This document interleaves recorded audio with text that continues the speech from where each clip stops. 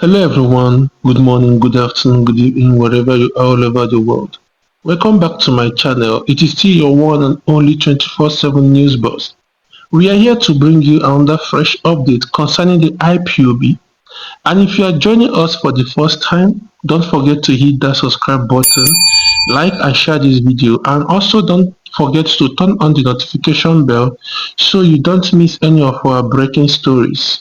In today's update, we are going to take a very close look at a matter that has angered many citizens and raised serious questions about justice, fairness, and the unity of the Zoo Nation.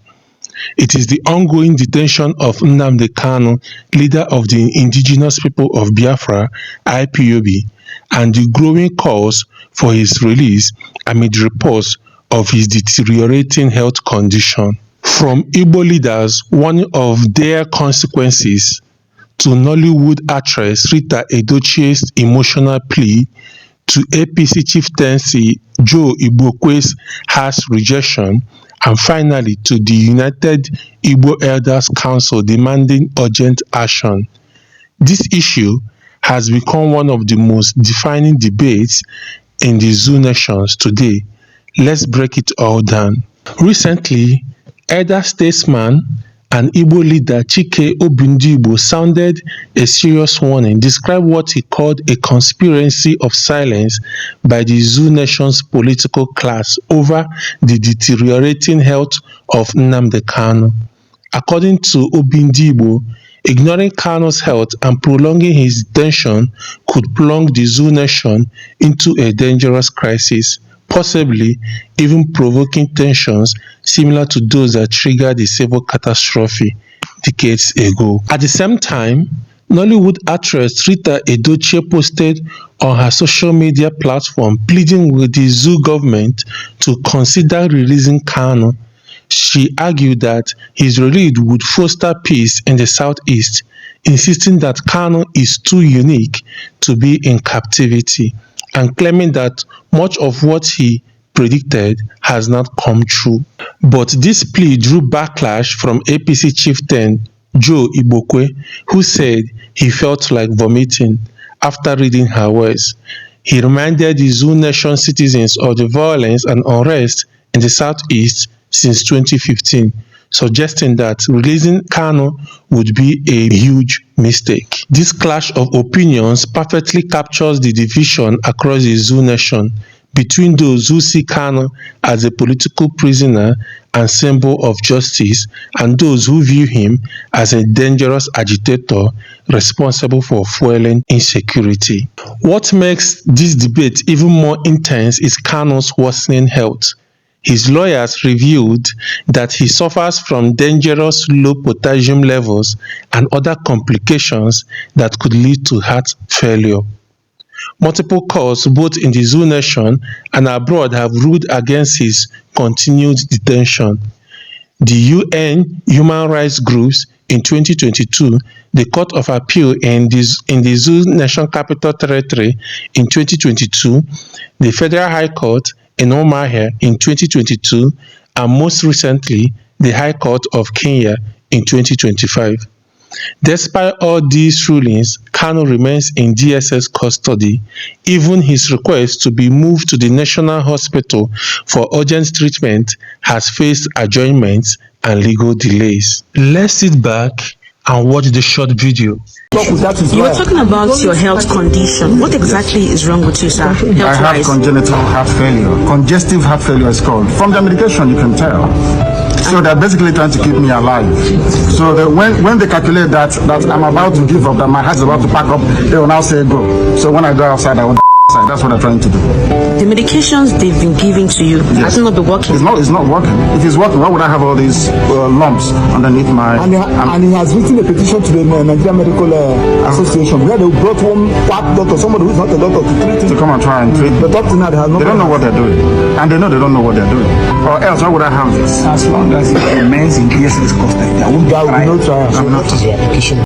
The Federal High Court in Abuja has now brought forward the date of his trial to September 26, 2025 to hear his no-case submission in the terrorism charges filed against him. For many, This date feels like a moment of truth, whether justice will finally be served or further postponed. Analysts are sharply divided.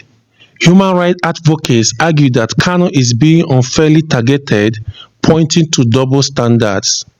They note how armed bandits in North have been offered amnesty.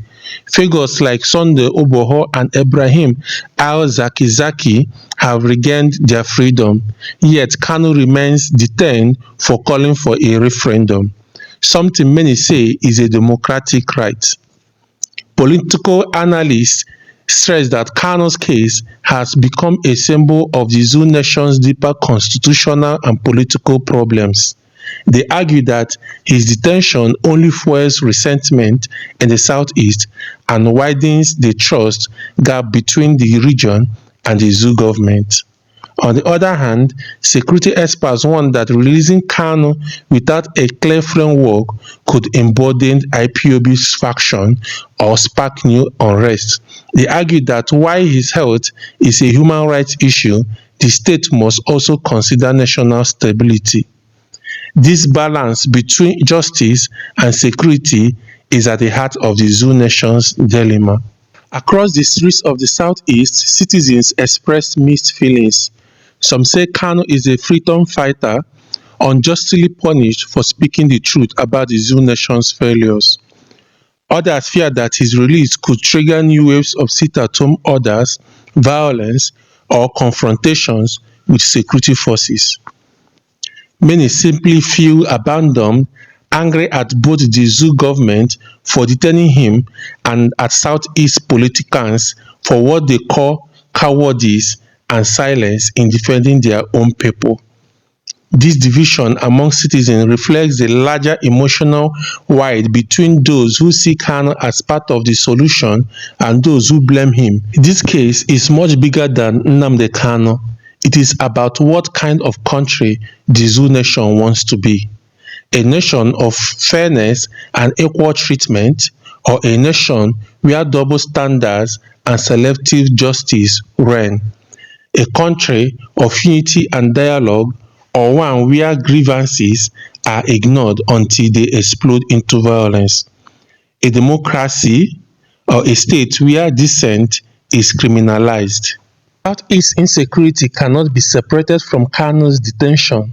For many, his continued incarceration has become the number one symbol of injustice in the region and therefore one of the main reasons insecurity persists.